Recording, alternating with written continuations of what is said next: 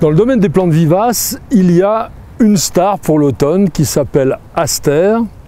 Et il y a aussi un spécialiste qui s'appelle Passion Vivace. Il est à côté de moi, il s'appelle François. Et il sera là présent à l'automne pour les Journées des plantes de Chantilly. Nous sommes devant le château du Grand Condé et nous allons vous présenter ce genre qui est particulièrement complexe. Est-ce que ce n'est pas le cas ? Si, tout à fait. Je dirais que ces dernières années, il y a eu un changement de nomenclature dans les asters et ils se sont transformés en 3-4 genres majeurs. Donc du coup, ça a un peu compliqué les choses. Pour la simplicité, moi, dans mon catalogue, j'ai gardé le nom Aster, mais on précisera à chaque fois. Devant nous, nous n'avons qu'une toute petite représentation de votre collection. Tout à fait.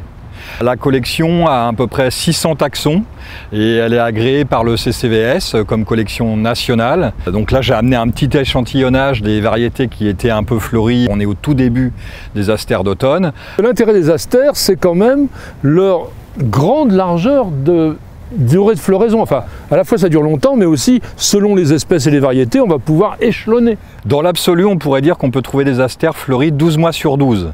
Même l'hiver ? Même l'hiver. Ça commence par, au printemps, les asters alpinus, qu'on appelle les asters de printemps. C'est les plus connus parmi les asters de printemps. Mais on peut aussi trouver Alpigenius. Ensuite, on va trouver des asters qu'on appelle les asters d'été. Donc principalement les Amélus, les Fricarti. Ensuite, la plus gros groupe d'asters connus, c'est les asters d'automne. Et ensuite, effectivement, il existe un aster qui fleurit en plein cœur de l'hiver, qui est un aster grimpant, qui s'appelle Aster carolinianus ou Ampelaster, c'est le nouveau nom. Il a la particularité d'avoir un feuillage persistant, qui est vert en saison et qui devient rouge pourpré en hiver. Il commence à former ses boutons en novembre et suivant s'il y a des gelées ou pas, il fleurit de décembre à mars. Une fleur rose qui sent légèrement la vanille. Eh bien, c'est un petit bijou de collection, voilà, ça. C'est ça, c'est une plante de collection. Commencez par nous présenter un petit peu ce qu'il y a devant vous. Là. Alors là, déjà, j'ai regroupé des asters qui vont à l'ombre. Parce que c'est pareil, on peut trouver des asters pour tout type d'exposition. Aussi bien le plein soleil que la mi-ombre que la pleine ombre. On pense toujours qu'ils ne vont que au soleil, mais finalement, il y en a pour toutes les expositions. Donc là, ici, nous avons les asters d'ombre. Il y a deux grands groupes. C'est les asters ageratoides. Ce sont des asters qui sont résistants à la sécheresse, qui ne craignent pas la concurrence racinaire et qui peuvent aller en pleine ombre, mi-ombre. C'est une excellente plante, véritable étouffe mauvaise herbe, parce qu'ils sont un peu expansifs. Et je dirais que c'est l'aster pour débutants. Quelqu'un qui veut mettre quelque chose à l'ombre, c'est un aster inratable. On met au pied des arbustes, au pied des arbres, j'en ai qui poussent au pied des bambous. Il y a des variétés un peu naines qui ne vont pas dépasser 30-40 cm et il y a des variétés qui montent à 80 cm. Un autre grand groupe d'asters qui va à l'ombre, c'est l'aster divaricatus, qu'on appelle l'aster des bois. Il a la particularité, pareil, de pousser à l'ombre sèche et de résister à la concurrence racinaire. Quand il est bien implanté, il fait un brouillard blanc. C'est vraiment très très joli.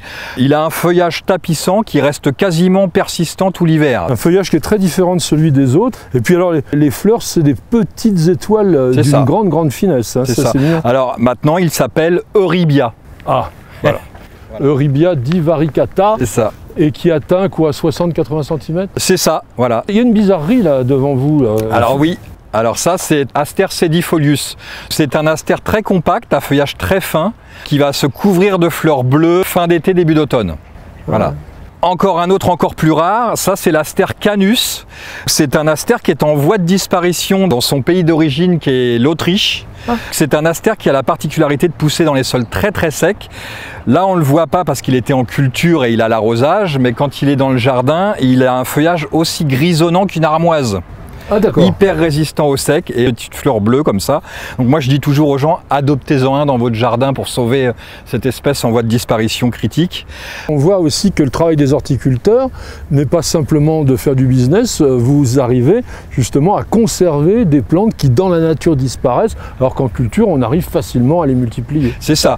L'intérêt d'avoir une collection nationale, c'est de garder un patrimoine végétal. J'ai plein de variétés que je ne vends pas, mais je les garde pour garder le patrimoine végétal. Et puis finalement, elles serviront peut-être un jour à réhybrider d'autres plantes par rapport au changement climatique. Là, on passe au soleil. Encore une petite rareté. Ça, c'est un aster asperulus. Ça pousse dans l'Himalaya. Mais il pousse très très bien chez nous sans problème. On voyage il bien, a une bonne résistance à la sécheresse. Et il commence à fleurir là en ce moment jusqu'au mois d'octobre. et un feuillage très original, en forme de cœur. Oui. Et à certaines périodes de l'année, en tout début de printemps, quand il fait froid, toutes les nervures centrales deviennent rouge champ. Donc c'est vraiment magnifique le feuillage. J'en ai un tout doré. C'est encore une petite rareté, c'est l'astère Jules Verne, un Dumosus, parce qu'il est assez bas et qui va fleurir bleu ciel. Et donc la particularité, c'est qu'il a un feuillage doré, éclaboussé, qui est assez original. Dans les astères d'été, le grand groupe le plus connu, c'est les astères Amellus. Donc là, c'est les deux que vous avez dans la main. J'ai amené Gründer, qui est peu connu. Donc Gründer, ce qui veut dire en allemand géant. Et effectivement, oui. Cet astère Amellus, tout est plus grand que sur les astères Amellus habituels. Il est plus haut, il a des fleurs plus grosses, des tiges plus solides. Les astères d'été sont souvent oubliés, mais ils sont très intéressants parce qu'ils sont hyper résistants à la sécheresse et jamais malades et bien stables. D'ailleurs, on peut dire de l'ensemble des astères, c'est que ce sont des plantes qui sont dans la tendance du réchauffement climatique, car les astères sont très résistants à la sécheresse et nécessitent très peu d'eau. Ça, c'est un astère Praenantoides, donc une espèce type qui commence à fleurir tous les ans début août et qui va fleurir jusqu'à octobre. Alors au jardin, il est à peu près de cette hauteur-là, un bleu ciel un peu gris, et je l'appelle l'astère chameau parce qu'il n'y a pas plus résistant au sec que cet astère-là. Ah oui. C'est vraiment parfait. Là, on a l'astère Pyréanus lutetia, donc qui pousse dans les Pyrénées, qui va faire un dôme parfait, qui va fleurir quand même du mois de juillet jusqu'à septembre-octobre. S'il se plaît bien, c'est vraiment une plante magnifique, pareil, très résistante au sec. À côté, ici, là, on trouve l'astère Fricarti Munch. Il est très connu, très populaire. C'est un hybride entre l'Amellus qu'on a vu tout à l'heure et le Sedifolius. Celui-là, c'est un Symphyotrichum et c'est le Sagittifolius, c'est-à-dire en forme de flèche. Il a la particularité, voilà, d'avoir les feuilles pointues comme des flèches et surtout, il pousse comme une colonne très droite qui s'élargit pas de trop. Voilà, il amène de la hauteur dans un massif en étant bien stable. Pareil, très résistant au sec. Ça, c'est un astère jaune. Donc, il faut savoir que dans les astères, la couleur jaune, c'est pas le plus courant. Il existe deux astères jaunes. Il y a le Linosiris, qui est un astère des steppes qui dépasse pas cette hauteur-là, avec un feuillage très fin, qui est très proche de ce feuillage-là, et qui fleurit jaune plutôt en saison. Celui-ci, c'est l'astère hybride Golden Sunshine, qui a changé de nom. Heterotheca, voilà. C'est pas facile. Il a à peu près le feuillage d'un astère Novae Angliae, un groupe qui est très connu. Mais par rapport au Novae Angliae, il est très résistant à la sécheresse. Il est très stable, c'est-à-dire c'est un astère qui pousse droit et serré, qui ne va jamais s'avachir, qui ne prend pas de maladie, qui n'est pas envahissant et qui apporte cette belle couleur jaune d'or. Il commence à fleurir au mois d'août et il va jusqu'à octobre. Mais il est grand. Au jardin, ça va être 1,50 m. Ça, c'est Umbellatus. Alors, c'est pareil, hein. Là, on s'en rend pas compte parce qu'il est en pot, mais au jardin, il monte à 1,50 m. Des fleurs blanches très légères, un peu réunies en corymbe. C'est très gracieux. Là, on est sur l'astère Dumosus. C'est ce qu'on appelle les astères nains d'automne.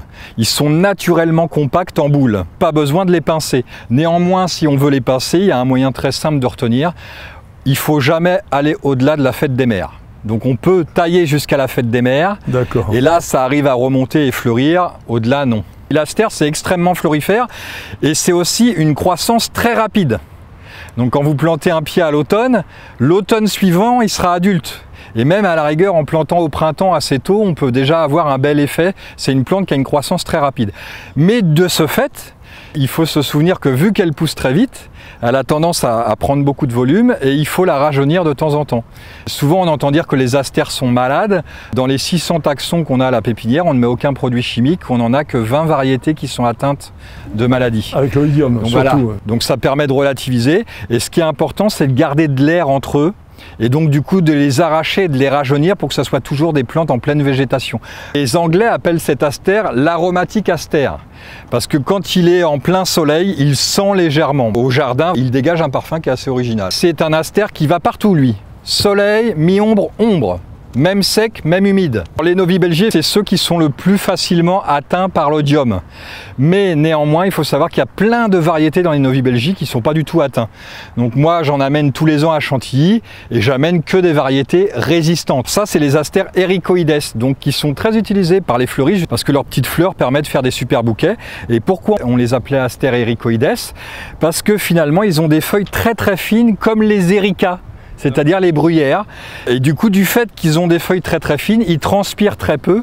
Et c'est pareil, ce sont des plantes hyper résistantes à la sécheresse. Ça va de 40-50 ans, 1 mètre, 1 mètre 20 suivant les variétés. Mais c'est une plante qui est très dressée, stable, jamais malade et qui n'est pas expansive. Donc elle va faire sa touffe et elle reste à sa touffe. Et maintenant, il est classé dans le genre très facile à se rappeler, Symphyotrichum. Donc vous avez pu voir à quel point les astères sont riches, sont variés et comme il est intéressant de rencontrer des professionnels qui sont non seulement passionnés mais qui sont aussi des experts. C'est tout l'intérêt de venir ici aux Journées des plantes de Chantilly et je vous invite tout particulièrement à le faire et par exemple à rencontrer notre ami François. À bientôt cet automne à Chantilly.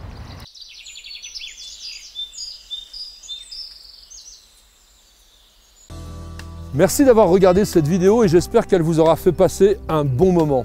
Et je voulais vous dire merci parce que grâce à vous, aujourd'hui News Jardin TV est la chaîne leader en matière de jardin sur YouTube. Alors, bienvenue chez nous.